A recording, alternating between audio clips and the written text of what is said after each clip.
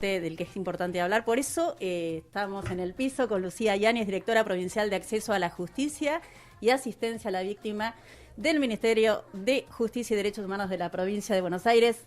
Gracias, Lucía, por estar acá con nosotros. No, gracias a ustedes por invitarme. Hola, chicas, ¿cómo Todas están? embarbijadas. Menos mal que nos conocíamos de antes ya. Sí, la verdad que sí, si no hubiese sido difícil. No nos reconocíamos, sino. No. Pero yo bueno. te digo, a veces, no sé, les pasa a ustedes con los ojitos chiquititos. Yo no soy muy chicata, un poquito sí. Pero ahora me pasa que no reconozco a nadie. La gente que te saluda en la calle, yo como... Viste que quedás re mal. ¿Quién será, no? Y quedás mal a Pero veces. creo que nos pasa a todos, bueno, todas sí. y todos es lo mismo. Claro, así que estamos en la misma. comprendan. Sí, Es sí, muy sí. difícil identificar al otro con barbijo. Yo con los anteojos, ponele, me los acabo de sacar porque el barbijo me empaña todos los anteojos y olvídate que puedo llegar a leer algo. No, es muy difícil. Pero muy bueno, complicado. esta nueva normalidad que nos obliga a vivir de esta manera para cuidarnos y para poder estar bien y para poder salir de esto juntas. Así es. ¿Y cómo es en esta nueva normalidad, con todo lo que se implica, este camino del acceso a la justicia, no? Bueno, es complejo. La verdad que el camino del acceso a la justicia en general es bastante complejo en una provincia que tiene tanta cantidad de habitantes y tantas diferencias de punta a punta, donde la constituyen 135 municipios, algunos con más de 1 millón de habitantes y otros con pequeñas localidades de menos de 400. Entonces, bueno, me parece, es un gran desafío el que hemos avanzado. La verdad que tanto yo como mi equipo venimos laburando hace muchos años en el acceso a la justicia y para nosotros en el entendimiento que tenemos también del concepto de acceso a la justicia, que tiene que ver con el acceso a los derechos y no solo con el acceso a la jurisdicción o al Poder Judicial, es un tramo de desafíos muy importante. Sin embargo, yo creo que hemos podido hacer muchas cosas.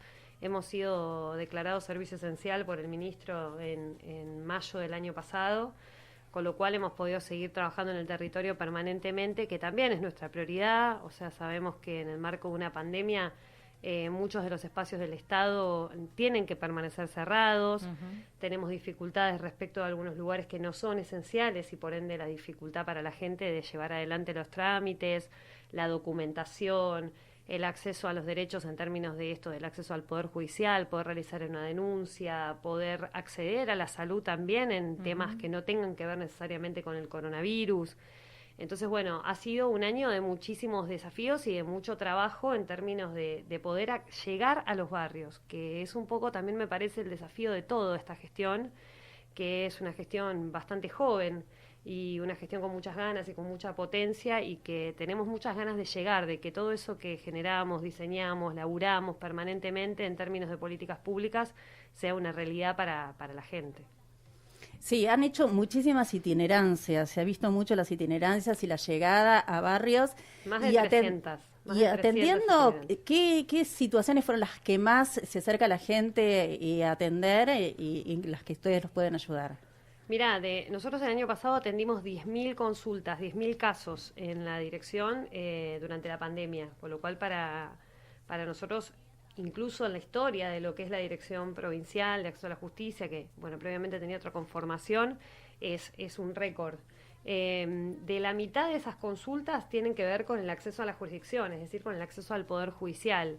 Realmente vimos limitado mucho el ingreso de demandas, de cuestiones vinculadas. Digo, en los barrios, yo siempre lo digo, la gente más humilde no conoce la justicia, así como tan ampliamente. Ayer me sorprendía, y no sé ya por qué me sorprendo a veces, de una nota de tapa de Diario La Nación, donde Joaquín Morales Solá decía, la justicia a veces no es justa. Sí, Y yo decía, uy, Dios, bueno, por fin se dio cuenta algunos sectores de la sociedad, ¿no? Sí, que a veces sí. no es justa la justicia, ¿no? Sí, muchas veces nos gusta la justicia. Y concretamente ha sido muy difícil el acceso y la verdad que los sectores populares en general conocen dos fueros de la justicia, el fuero penal, porque bueno, por la persecución penal en general son los sectores más vulnerabilizados, y el fuero de familia, porque bueno, por lo que sea, pues necesitan hacer un documento que nunca fueron documentados o porque necesitan iniciar una inscripción, una afiliación, o porque quieren pedir alimentos, o porque bueno, porque hay necesidades que sostener en la cotidiana, ¿no? Después todo lo que es del fuero civil, comercial, el fuero contencioso administrativo, son fueros en general que son muy desconocidos por algunos de los sectores. Entonces, bueno, en lo que tiene que ver con acceso a poder realizar demandas o denuncias, hubo más de 3.000 consultas vinculadas al tema. Y después mucho de lo que tiene que ver con acceso a documentación, mucho de lo que tiene que ver con el acceso a la salud vinculado a otras temáticas que no sean las cuestiones relacionadas a la pandemia. Y después nosotros contabilizamos separado lo que es asistencia a la víctima, porque es una política pública distinta, y también tenemos a cargo el rescate y el acompañamiento de víctimas de trata. Entonces, bueno, son 3 temáticas muy fuertes, muy complejas. Y en lo que tiene que ver con víctimas, lamentablemente, es una temática que además venimos trabajando permanentemente con el Ministerio de las Mujeres y en la interministerial que también compartimos con seguridad. La problemática principal son los delitos intrafamiliares, ¿no? Nos encontramos con un aumento exponencial del abuso sexual infantil, con más de un 24% de los casi 2.000 casos que atendimos el año pasado. Y después, en un total, aproximadamente el 65% de los casos se vinculan a abuso sexual, ya sea... La mayoría son infantil, pero también de adultas, especialmente mujeres. Y después la violencia intrafamiliar o la violencia de género, que sigue siendo un tema que va en crecimiento. Yo creo mucho lo que tiene que ver con el quédate en casa, ¿no? Con esto de tener que estar adentro. Pero también que tiene que ver un poco con la lucha y con la posibilidad de animarse. Y esto que tiene que ver con la sororidad y todo lo que hemos construido entre nosotras, que ha permitido visibilizar la lucha, que ha permitido garantizar derechos, acceder a más derechos, pero que también ha puesto, digamos, a ciertos sectores del patriarcado muy molesto y mucho más violento. Claro, y ahora yo, por ejemplo, yo trabajo en el Ministerio de Educación, ¿no? Y algo que veo en esto que decís de los abusos intrafamiliares es que antes, al estar en la presencialidad en las escuelas, ¿no? El acompañamiento es distinto y ahí se detectan un montón de casos que después son llevados por las vías correspondientes. Creo que por ahí también este aumento que tienen ustedes de demanda y de que se presenten ahí tiene que ver con que ya no está ese espacio, digamos, la virtualidad, todo bien, y para los contenidos está buenísimo, pero no tenés al docente que por ahí detecta algo en un dibujo o en un comportamiento que está viendo en el nene. Sí, totalmente. Y la verdad que todo lo que hemos nosotros trabajado durante muchos años con lo que tiene que ver con el EIPRI, creo que es el nombre para los jardines de infantes, todo lo que es los equipos interdisciplinarios que tiene educación en cada una de las escuelas. Digo, también sectores que han sido muy perjudicados en el marco de la gestión anterior, digo, y esto incluye todo lo que tiene que ver con el acceso a la justicia, la asistencia a la víctima, los sectores de la educación, los sectores de las comisarías de la mujer y sus equipos interdisciplinarios. Digo, venimos de un proceso muy complicado. Sí. También a mí me gusta decirlo y me parece importante decirlo, porque pareciera, ¿no?, que todo lo que han pasado en los últimos meses tiene que ver con esta gestión. La verdad es que todo lo que se ha podido invertir durante el 2020, que es lo que nos permite hoy creer o apostar en que vamos a poder estar 15 días, digo, con este nuevo aislamiento que se plantea ayer, tiene que ver con que en el 2020 había que reforzar todo un sistema de salud que había sido absolutamente devastado por la gestión anterior, ¿no? Que ni siquiera entendía la salud como una prioridad que ameritara tener un ministerio. Claro.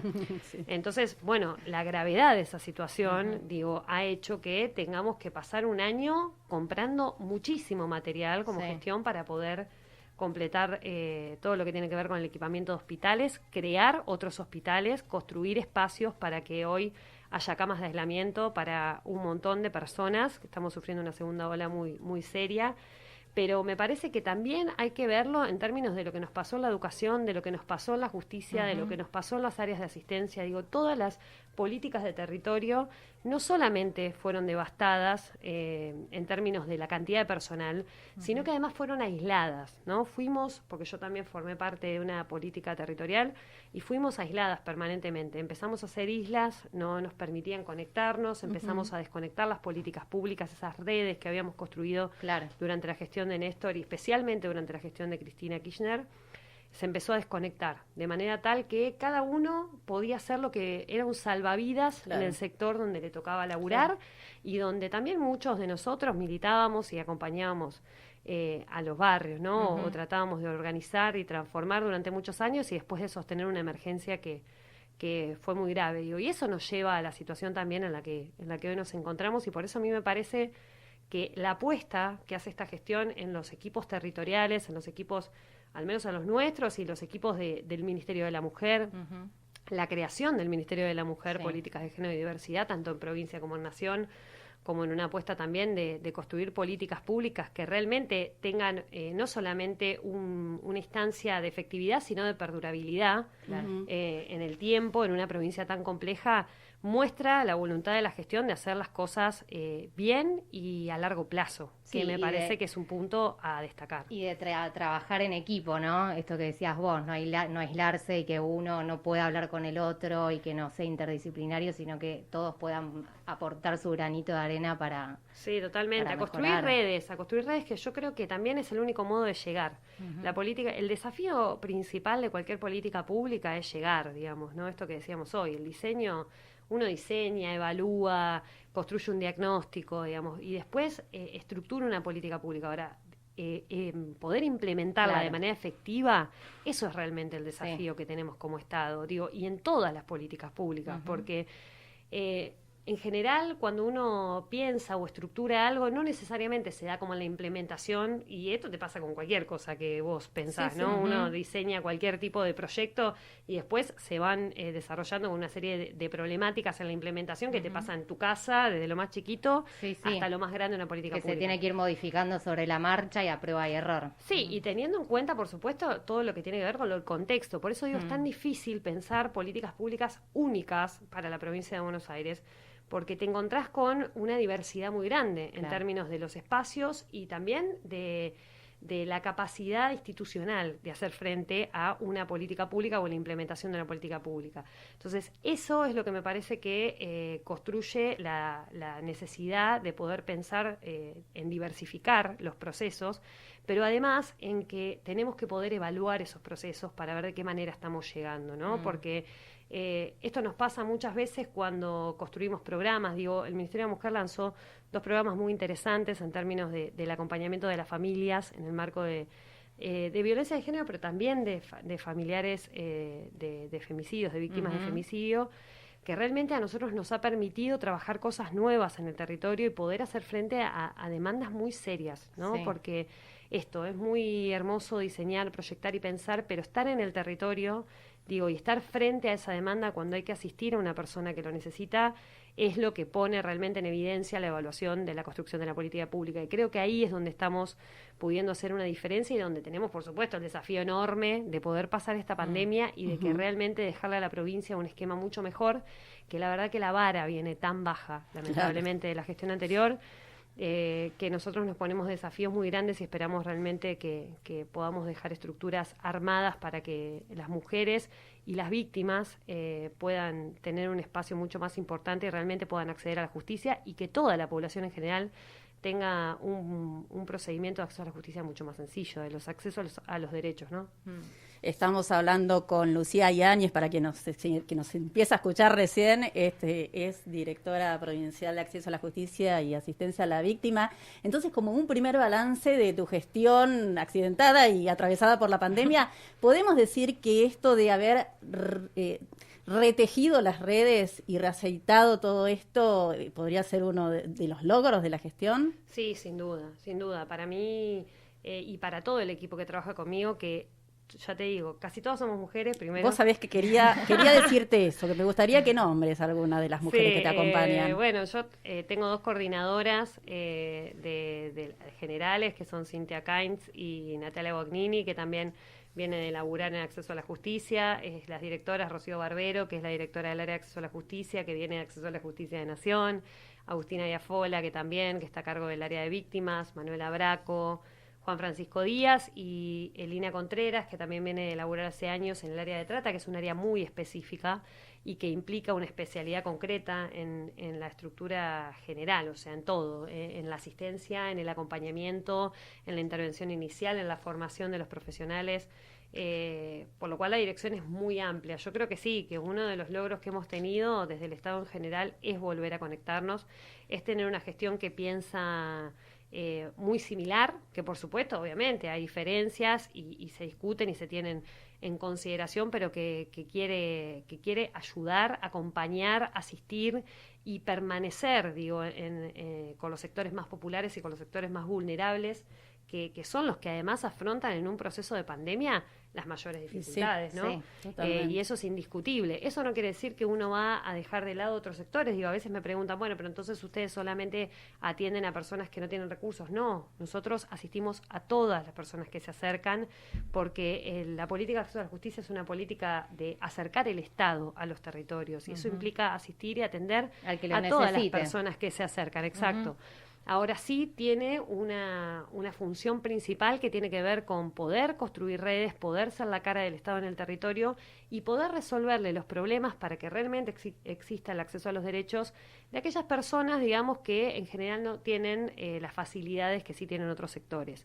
Entonces, ese anclaje territorial que en general tienen los centros de acceso a la justicia, digo, tanto nacionales como provinciales, es lo que le da fortaleza en la organización de la transformación de esos espacios, porque los centros de acceso a la justicia se convierten en referencias permanentes del barrio, ¿no? Digo, me llega una carta de documento y se consulta ahí, necesito hacer un trámite, necesito hacer una denuncia, necesito ver de qué manera puedo acceder a una documentación. Digo, recordemos que la gente, en general, yo soy abogada y las que somos abogadas, sabemos que en general la gente se asusta mucho. Cualquier cosa que te pase, te llega una carta de documento y la gente ya piensa que va a ir presa. Aparte no entendés nada. A mí si me llegara una carta de documento no entendería nada lo que dice. Entonces, en algún punto, bueno, yo creo que ese es uno de los puntos también a discutir en el acceso a la justicia, ¿no? El lenguaje claro, la facilidad, el poder enseñar estas cosas en las escuelas.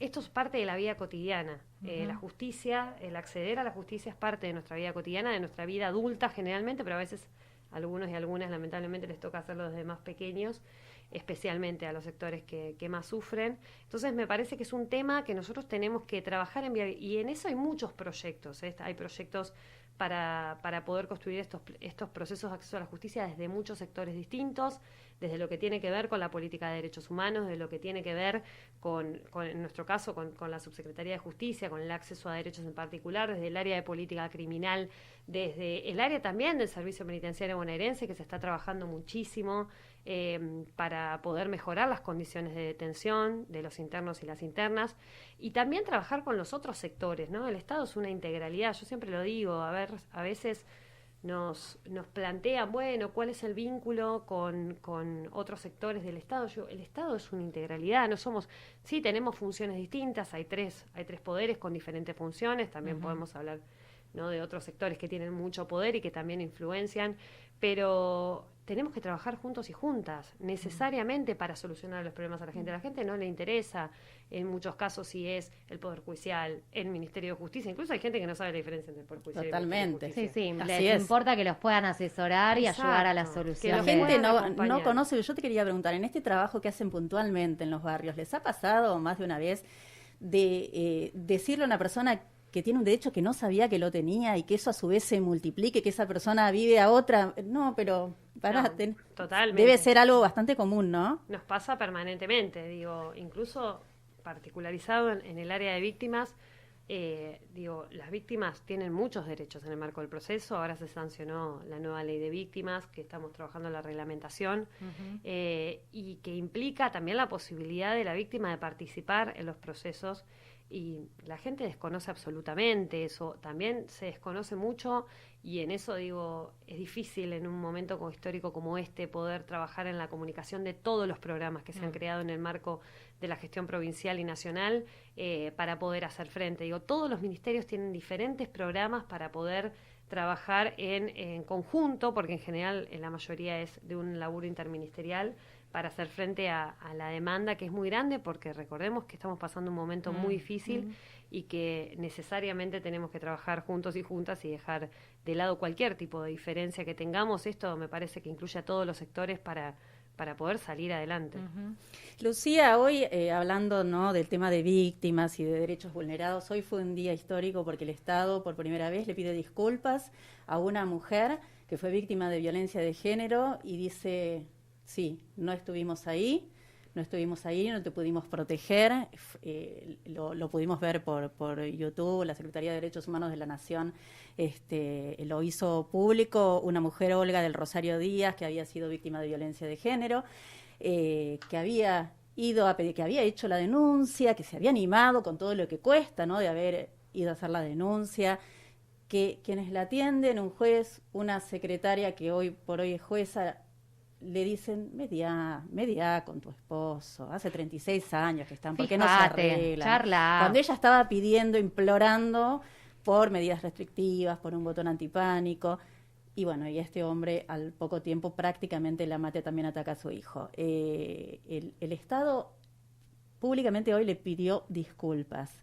Ella las aceptó y las aceptó en nombre de todas las mujeres que no sobrevivieron como ella, ¿no? Habló particularmente de Úrsula, de Guadalupe. Pero esos jueces siguen, me gusta ya ahí, no en tu función, pero esos jueces siguen en funciones, ¿no? Los dos jueces que cometieron esos errores. ¿Qué es lo que está? Porque hay un mea culpa, uno ve que el Estado está como poniendo prioridades en su agenda, prioridades de género, ¿no? Prioridades incluso aceptando errores, y la justicia no pasa nada. Bueno, ¿Cómo ves esa situación vos? ¿Complicada? Esto yo ya, como vos bien decís por ahí, dentro de mi cargo y por fuera, digo, a veces es muy difícil separar lo que uno es en términos de los roles que le toca ocupar, si bien institucionalmente hay ciertos protocolos a cumplir que son implícitos, porque realmente la verdad que yo tengo la suerte de formar parte de un ministerio, de una gestión que creo que por la impronta que nosotros tenemos también como parte de un colectivo que cree en determinadas cosas y que lo cree hace históricamente hace muchísimos años y que hemos tratado, lo digo como colectivo, de ir ayornándonos, seguir avanzando para realmente poder seguir garantizando derechos, y eso se ve claramente en la figura de Cristina, que ha cambiado algunos de sus puntos de vista respecto a determinados temas para poder hacer frente a las demandas sociales que necesariamente son dinámicas y que no son estáticas. Digo, me parece que yo siempre creo que las disculpas, y esto es general, las piden los gobiernos populares, ¿no? Las pedimos, digo, los gobiernos que somos empáticos, que sentimos el dolor que siente la gente cuando las cosas pasan, y me parece que ese es uno de los planos más difíciles en términos del poder judicial, más que pensando que la justicia, digo, porque la justicia es muchas otras cosas, que los sectores del poder judicial, que muchas veces les cuesta empatizar, y les cuesta porque no ven la crudeza de la realidad muchas veces por sí mismos, especialmente a los funcionarios y las funcionarias judiciales, que a veces tienen altos cargos y que no toman audiencias, no escuchan a las víctimas. Digo, acá viene un poco la ley a tratar de cambiar ese proceso, ¿no? Creo que con todas las cosas buenas y malas que podamos encontrar en las normas, hay mucha normativa en la provincia de Buenos Aires y en la República Argentina para que realmente cambien las cosas que tienen que cambiar en el marco del Poder Judicial.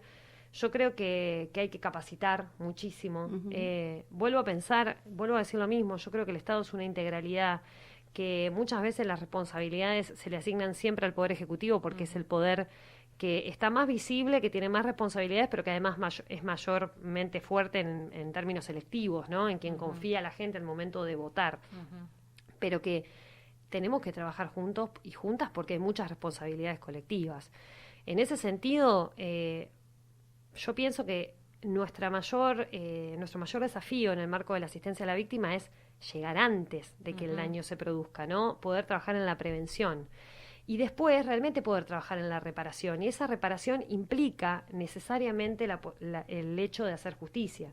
Y el hecho de hacer justicia implica la necesidad de escuchar a esas víctimas. Y muchas veces esa es la falencia inicial de los procesos, ¿no?, judiciales, especialmente de los procesos judiciales de todos, digamos, pero mucho más de los penales.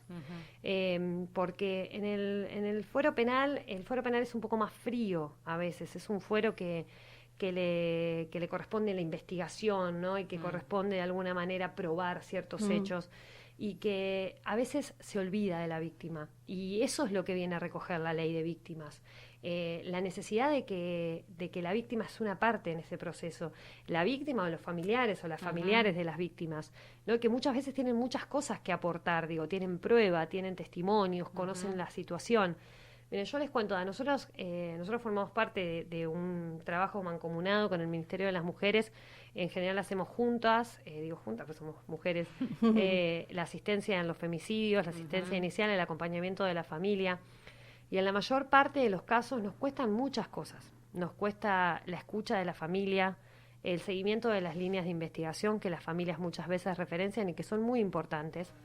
Nos cuesta incluso la caratulación como femicidios. Hay muchas situaciones que se caratulan como averiguación de causales de muerte. Hay mujeres prendidas a fuego, asesinadas de una manera tremenda, y sin embargo la averiguación de causal de muerte, o fiscales y jueces sosteniendo que hay suicidios.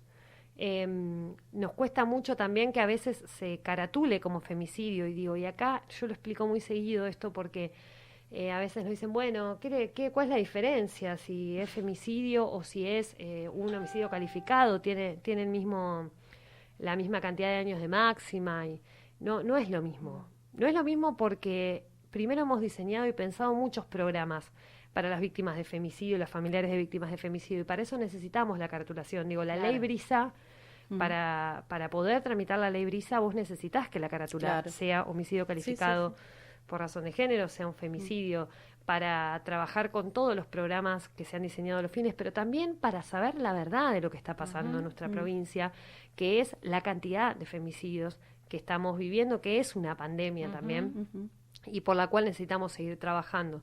Para mí los datos son siempre un punto muy importante de partida para pensar la política pública, pero además para evaluar la política pública.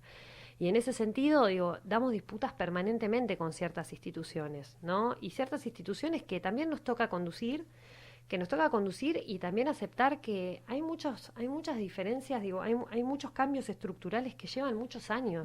Eso lo verás vos en educación, Uno no es que modifica un esquema de educación o crea un nuevo modo de construir la educación, o piensa, cambiamos del EGB, como era cuando yo iba a la escuela, a este nuevo sistema que tenemos, y eso, va a cambiar mágicamente todo, ¿no? Claramente esto, cuando decimos no fue magia, tiene que ver con eso, tiene que ver con muchos procesos detrás de cada una de las cosas que emprendemos, que implican años de trabajo y años de formación, y posiblemente no lo vea la misma gestión que lo propone, ¿no? Pero que tiene que ver con esto, con emprender, con asumir los desafíos y con apostar con datos, con realmente evaluando y diseñando cosas que sean a los fines.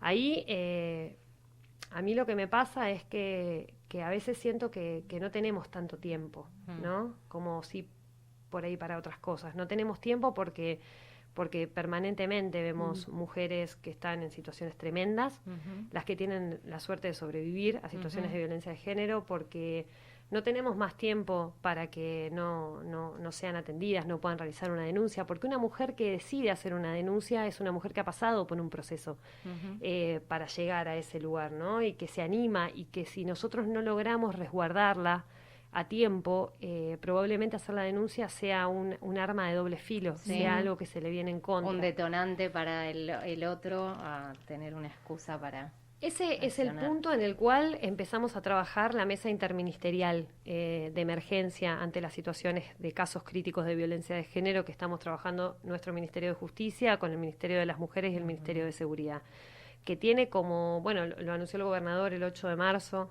que tiene varias políticas desarrolladas a los fines en el marco del programa, pero que tiene dos puntos centrales, que es una nueva ley de violencia de género para la provincia de Buenos Aires, que es una ley que estamos escribiendo en conjunto, además con un consejo asesor muy importante de personalidades muy renombradas, que también hay personalidades del Poder Judicial que tienen mucha trayectoria en el marco de todo lo que tiene que ver con temas de género.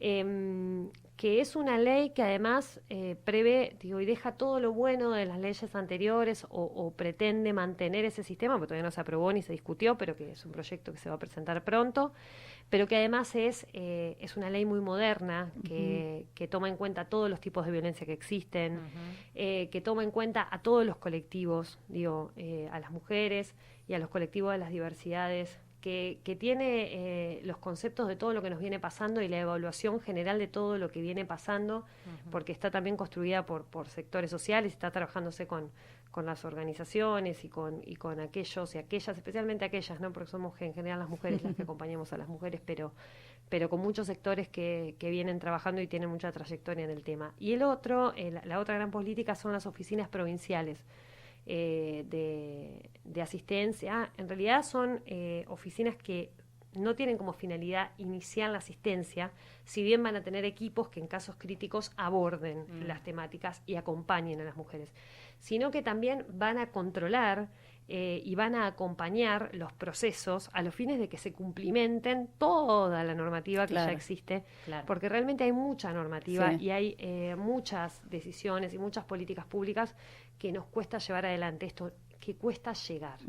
Y ese es el desafío que tenemos, y para eso necesitamos crear espacios intermedios, espacios que estén en el territorio, espacios que estén más cerca de las mujeres de los diferentes lugares de la provincia de Buenos Aires, para que realmente podamos hacer frente a una demanda que es muy grande, que además hemos llegado, nosotros decimos, ha crecido mucho la demanda vinculada a la necesidad de la asistencia de víctimas de violencia de género, pero hay muchas otras mujeres que todavía no pudieron denunciar. Hay muchas otras mujeres que lo sufren permanentemente. El machismo y el patriarcado es algo que es innegable. A mí a veces me pasa, yo siempre cuento, yo vengo de una familia del interior, la cual tiene muchos indicios de machismo. Hemos sido criados como la mayor parte de las mujeres criadas en los años 90, además, ¿no? Somos como vivimos en dos mundos distintos, en ese mundo analógico en el cual nos criamos, en este mundo digital al cual nos adaptamos, que creo que somos los que más hemos podido vivenciar los dos mundos y adaptarnos. Por eso me siento una generación muy beneficiada por la historia de alguna manera, pero que además nos ha tocado vivir esta revolución maravillosa que tenemos las mujeres. Pero en ese proceso, ¿no? También todo lo que hemos tenido que construirnos a nosotras mismas, por lo menos a mí me ha pasado muchísimo. Y siempre doy el mismo ejemplo, y lo doy a veces en clase y cuando por ahí me toca capacitar o estar en estos espacios, que es el patriarcado es innegable, y en eso muchos no quieren aceptarlo. Ahora, yo siempre digo lo mismo, cuando vos tenés un hijo varón, aquellos que nos están escuchando, especialmente los varones, y las mujeres también, hay muchas mujeres que también, creo que yo siempre creo que no voluntariamente, pero ayudan a que el patriarcado se mantenga. Si vos tenés un hijo varón y a la mañana tu hijo salió a bailar y a la mañana no llegó, probablemente pienses que tu hijo está o comiendo un pancho o con una chica, o se quedó dormido en la plaza con los amigos, o se quedó con los amigos, o está comiendo facturas en algún lado. Y eso es bastante general. Ahora, si tu hija no llegó a la mañana cuando fue a bailar, seguramente pienses que algo le pasó. Y eso es la representación del patriarcado. Eso es lo que a veces nos cuesta explicarle a nosotras las chicas, a los varones, porque nunca lo vivieron, porque nunca lo sintieron, que es tener miedo cuando caminás, no a que te roben, sino a que te pase algo, tener miedo que te maten por el solo hecho de ser vos, por el solo hecho de ser una mujer, por el solo hecho de que el otro entienda que tiene derecho, que es más fuerte que vos. Y me parece que este colectivo que hemos logrado construir, y en eso me siento súper parte de ese colectivo, es lo que le ha dado fuerza a este proceso de esta nueva gestión, a realmente tomar determinaciones concretas y a construir políticas públicas que estén diseñadas y pensadas para llegar. Y en esto les digo la verdad, yo siento que me siento muy respaldada por mis compañeras, por las compañeras que también ocupan lugares en la gestión, de que las cosas que haya que modificar las vamos a hacer, de que no vamos a permitir que las políticas públicas que nosotras mismas creamos queden, si no funcionan, sigan manteniéndose solo por el hecho, de que pase y de que nadie nos critique, porque estamos convencidas de que si no somos nosotras las que nos salvamos entre nosotras, no hay otra posibilidad. Y cuando te toca estar en la calle, cuando te toca acompañar a las mujeres a hacer una denuncia, y a ustedes les habrá pasado también, porque a la mayoría de nosotras nos pasó, y nos cierran las puertas, y a veces nos pasa, aún siendo acompañadas por abogadas, por abogados, por organizaciones, por el Estado. Digo, a veces es tan difícil, incluso con todas las herramientas que tenemos, que nos damos cuenta que hay muchas cosas que modificar y que este tema es estructural. Entonces me parece que la capacitación, el acompañamiento permanente, la perspectiva de género necesaria en todas las políticas públicas, la denuncia por las vías institucionales de los jueces, de las juezas, de los funcionarios y las funcionarias que no hacen frente a sus obligaciones, el hecho de que no podemos seguir escuchando, leyendo, teniendo que soportar un montón de sentencias que son tremendas, ¿no? Que son sentencias que realmente, son repudiados por todos los sectores de la sociedad y que no tiene que ver con un partido político, tiene que ver con un pensamiento. Y la necesidad, yo siempre, cuando doy clase, hablo de la objetividad. Y a veces, como yo doy clase en periodismo, algunos de los chicos y chicas vienen con la idea de que, que el periodismo es objetivo, independiente. Bueno, yo no comparto esa opinión, por supuesto. Y a veces digo también, ¿de qué serviría tener jueces y periodistas que fueran ajenos a nuestra sociedad, que no entendieran las cosas que pasan y que no fueran parte de nuestra cultura, de nuestros valores? Y en eso me parece que la obligación como funcionarios públicos que tenemos es de poder ayornarnos, ¿no? De poder aprender, de poder capacitarnos, de estudiar permanentemente, de entender los movimientos colectivos, la dinámica colectiva. De tener una mente abierta, ¿no? Porque también lo que pasa mucho es que las mentes cerradas no admiten que pase esto en una pareja, que pase esto en una familia, ¿no? Sí, y que saber que tener la mente cerrada y el hecho de que eso influya en la vida de otra persona es parte de incumplir tus deberes de funcionario público. Claro. No es la valoración de un juez o de una jueza lo que tiene que hacer, sino que tiene que cumplir con la ley. Y a veces la interpretación muy disímil de la normativa, de manera tal de forzarla para no cumplir con lo que la norma dice, es el problema que tenemos, porque si bien hay mucho que mejorar en la normativa, la verdad que tenemos normas que han sido mejoradas, y ahora estamos trabajando una ley nueva, y yo tengo la esperanza que este movimiento tan grande que las mujeres hemos conformado y que ha permitido la garantía y el acceso a nuevos derechos, también modifique algunos sectores de la justicia que todavía nos ponen en peligro permanentemente y les permiten a otros que sigamos siendo una población vulnerable y mostrarnos como un grupo débil. Creo que hemos mostrado nuestras fortalezas. Yo siempre lo digo, yo soy una admiradora de muchas mujeres, ¿no? Porque las mujeres sostienen muchas cosas. En este caso, las mujeres sostienen la olla, sostienen muchas veces las organizaciones territoriales, las mujeres sostienen muchas empresas. Hoy tenemos mujeres en todos los sectores liderando, ¿no? Sí. Tenemos mujeres políticas, mujeres empresarias, mujeres juezas, que también hay muchas buenas juezas. Totalmente, en mujeres la ciencia. Legisladoras en la ciencia. Hemos mostrado que nuestros techos de cristales se pueden romper todo y que no tiene que haber techos, que tiene que haber pisos. Claro. Entonces, que a veces es difícil discutirlo hasta adentro, ¿no? Como, esto es un piso, no un techo. Pero me parece que estamos trabajando mucho para cambiar algunas cosas y que todos los poderes del Estado tienen que poder capacitarse y ayornarse y modernizarse, porque detrás de cada uno de los casos, especialmente que atiende el Poder Judicial y ciertos fueros, hay una vida, y a veces hay muchas vidas. Entonces es nuestra responsabilidad histórica hacer frente a eso. Lucía Yáñez, contando algo de lo que hace nada más, porque podríamos tener muchísimas más charlas. Te vamos de 5 a 7 los jueves, está siempre la puerta abierta para vos. De acá te vas como recibida de brujas con una serie de amuletos que nosotros damos a nuestras invitadas. Gracias. Allá hay uno para vos especial con una frase, seguramente de una mujer que sé que admirás. A ver. Ay, sí. Sangra tanto el corazón del que pide que hay que correr y dar sin esperar. La verdad que sí. Que es lo y que esto hace, es, ¿no? es una gran enseñanza, además, para muchos y muchas, ¿no? A veces te toca escuchar cada cosa, no sé si a ustedes les pasa. Ay, sí. Pero bueno, que realmente el que las y les que les toca sufrir